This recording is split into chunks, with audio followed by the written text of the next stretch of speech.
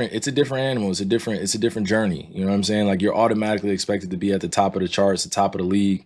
You know, every time you play with LeBron, it's going to be a lot of media attention. It's going to be a lot of back and forth of narratives. It's going to be about a lot of spun narratives. It's going to be a lot of politics. It's going to be a lot of shit that a lot of people don't see in front of the camera. And for me, I was just a young person trying to figure it out. You know what I mean? It's not that I dislike playing with LeBron James. If y'all stay together, how many rings you think y'all have won? Y'all so dangerous together. I'll probably be in LA right now. Shout out. Kyrie Irving exposes LeBron James. Lakers owner didn't expect this. In the high-stakes world of the NBA, some truths stay buried under layers of branding, championships, and carefully curated friendships. But now, a voice from LeBron James's most complicated past has shattered the silence. Kyrie Irving, the former teammate turned rival turned something else, has just dropped a revelation so explosive it threatens to rewrite the history of LeBron's Lakers homecoming and expose a shocking truth about who really pulled the strings and who was left in the dark. This isn't just a leak, it's a detonation at the very foundation of the league's most powerful legacy.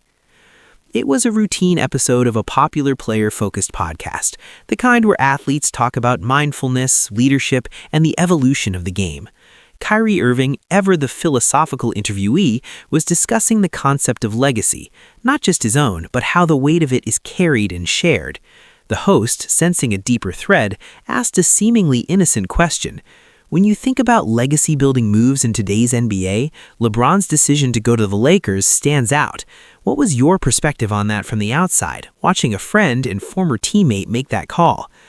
Kyrie didn't smile. He didn't offer a polished soundbite. He leaned back, his expression turning contemplative, almost pained. "It's interesting you use the word decision," he began, his voice measured, "because sometimes what looks like a player's choice from the outside is actually the culmination of a series of understandings, promises made in rooms where the cameras aren't." He paused, letting the gravity of that statement hang in the air. The host stayed silent, knowing not to interrupt. LeBron is the greatest player of our generation, maybe of all time. His agency, his power is unquestioned. But even the most powerful king, Kyrie continued, choosing his words with surgical precision, does not build his castle alone. He needs allies. He needs assurances about the land, about the future. What if I told you that the most celebrated free agency move in modern history wasn't just about basketball or Hollywood or legacy? What if it was the final piece of a much older, much quieter deal? A deal that a certain owner in Los Angeles believed was one thing, but was in reality something else entirely. With that, Kyrie Irving didn't just open a door, he blew the entire wall off the room. He spoke of whispers from mutual business associates, of financial architectures being discussed years before the famous 2018 signing.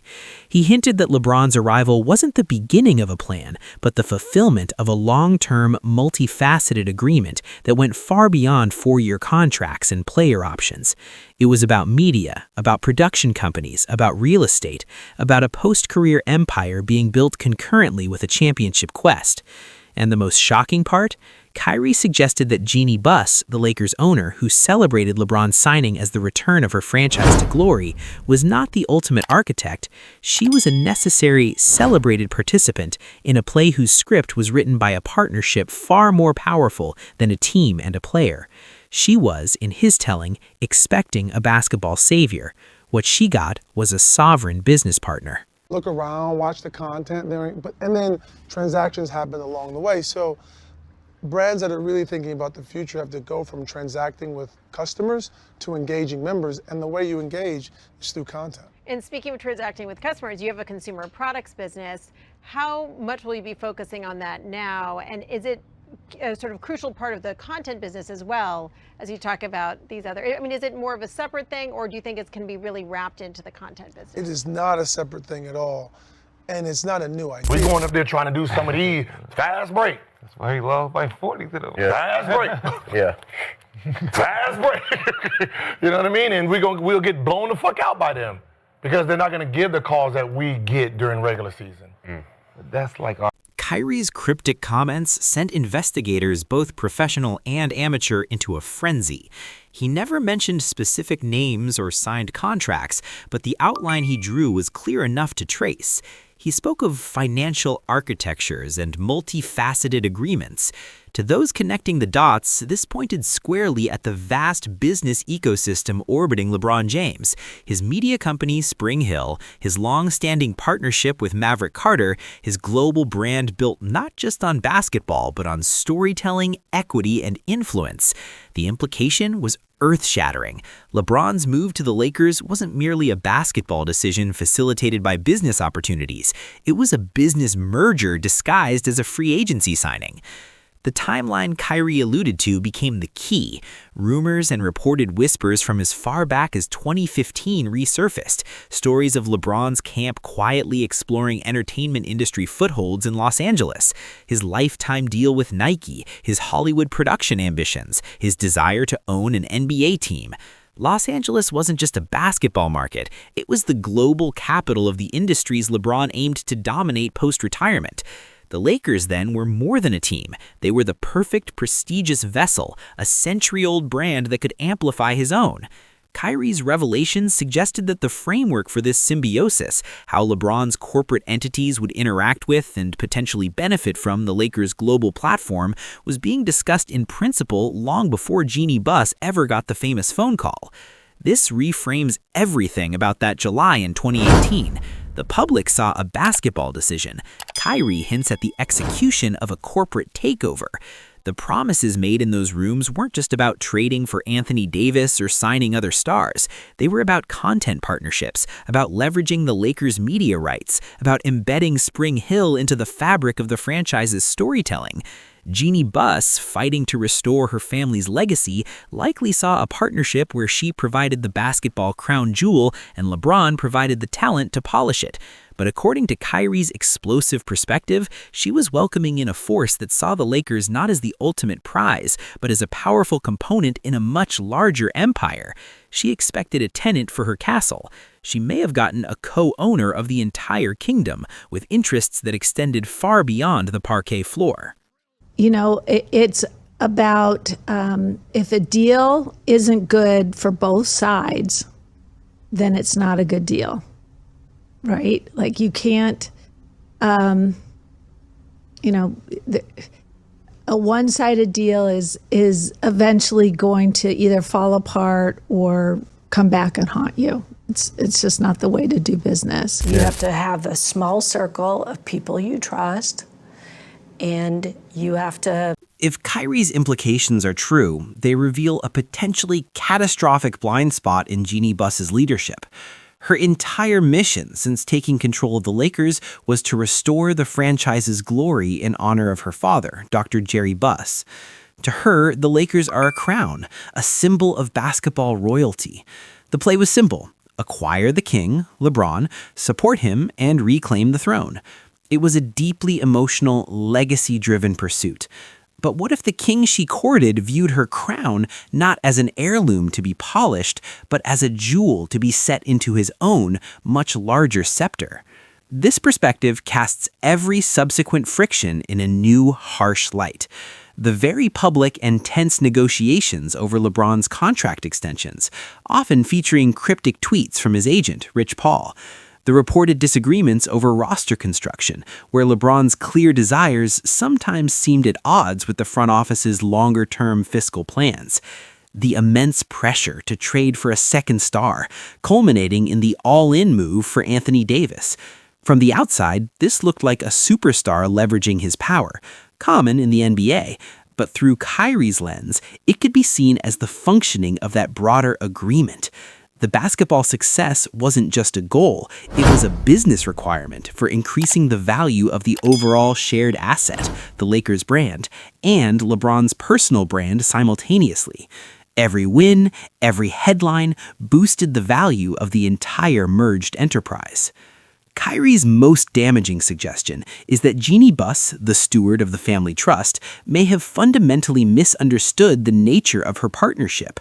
She believed she was hiring the greatest player to win championships for the Los Angeles Lakers. She may have, in effect, entered a joint venture where the Los Angeles Lakers as an entity also served to win championships for the legacy of LeBron James, the corporation. The power balance wasn't owner and employee. It was, potentially, two corporate entities in a partnership where one held the emotional deed to the property and the other held the overwhelming cultural and performance capital needed to make it profitable. The owner didn't just sign a player. She granted a franchise-altering concession, the full scope of which she may only now be realizing as LeBron's influence extends into every facet of the organization's operations and public face. And that's false. You know, I think that, and I can say that because I'm there. Right. You know, and when you think about that and that narrative, people don't think about the impact that that has off the court, right? It hurts friendships, guys that play on teams, because they feel like... Rich Paul spitting or tripping saying the Lakers aren't a contender with their current roster? I don't know if he's spitting or tripping, but when is it cool? Kyrie Irving's interview did not exist in a vacuum. Its impact was immediate and multidimensional, sending tremors through the Lakers organization and the wider NBA. The first and most profound casualty was trust. The professional relationship between LeBron James and the Lakers front office, often described as a partnership, now stood exposed under a new, suspicious light. Every future negotiation, every roster move would be scrutinized through this prism. Is this a basketball decision for the Lakers or a business decision for LeBron? The inherent tension in any superstar-team relationship was now supercharged with the implication of ulterior corporate motives. The foundational trust that Jeanie Buss operated on, that their goals were perfectly aligned, was fractured. This revelation also reshaped the narrative around other key figures. The role of Rich Paul, LeBron's childhood friend and powerful agent, suddenly appeared more formidable.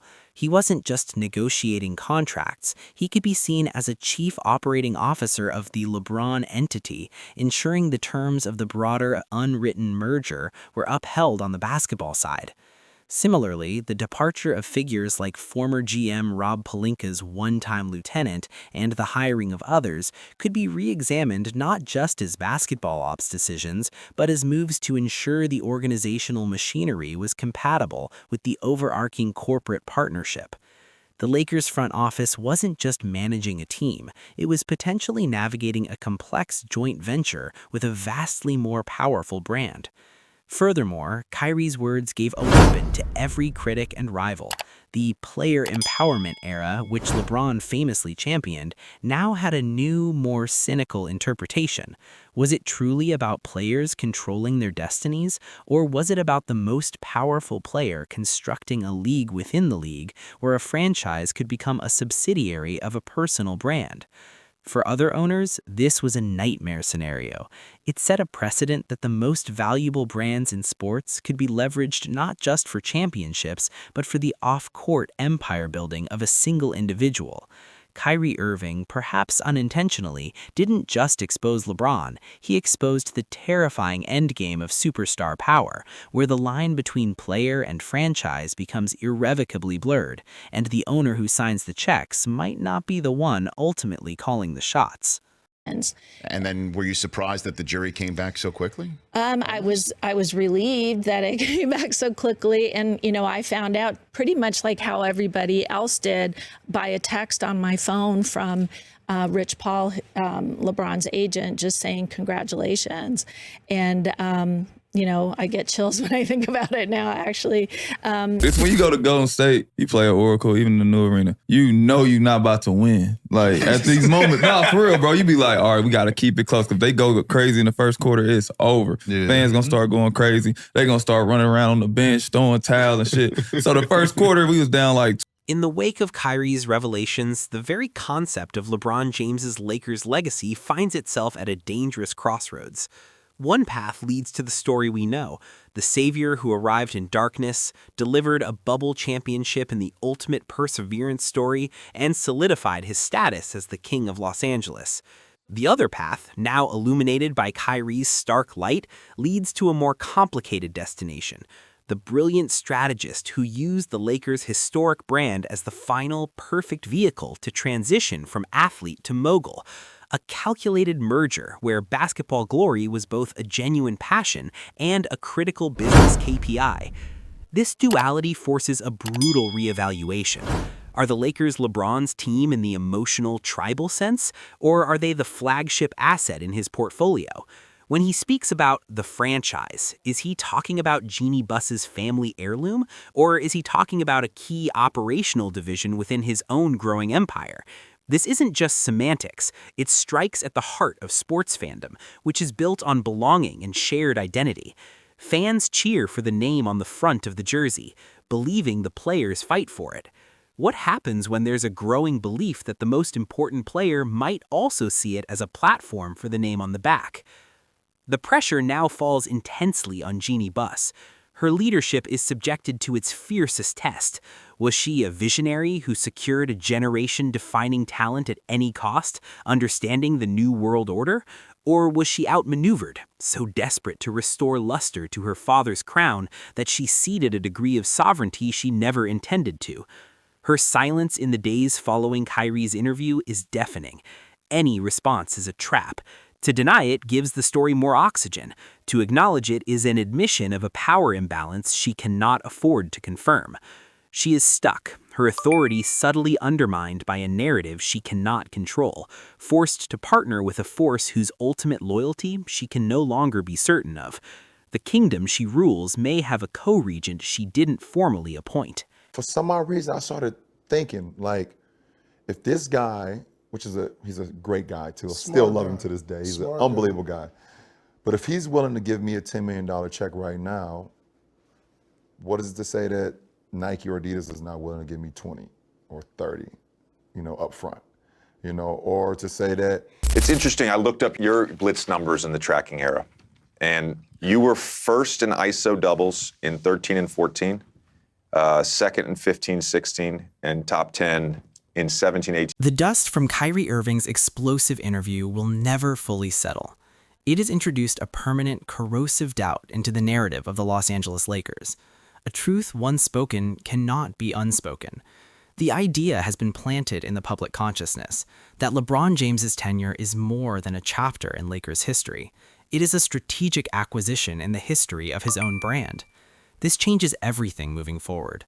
His eventual departure, whether in 1 year or 5, will no longer be viewed simply as a superstar leaving a team. It will be analyzed as a corporate divestment, a strategic pivot. Every contract demand, every public statement about the roster will be filtered through this new lens of dual loyalty. For the NBA at large, Kyrie has inadvertently drawn a map to the future, and it is a future that terrifies traditional ownership. He has exposed the logical endpoint of the player empowerment era, not just freedom of movement, but the ascent of the player as a rival business entity capable of absorbing a franchise's cultural power into their own orbit. The Lakers are a unique, century-old institution, but the blueprint is there. What stops the next generational talent with a savvy business team from seeking a similar multifaceted agreement with a storied franchise? The balance of power, long tilted towards stars, may have just tipped into a new dimension where the court is just one theater in a much larger war for control. Finally, for Kyrie Irving himself, this was a moment of breathtaking, perhaps reckless clarity.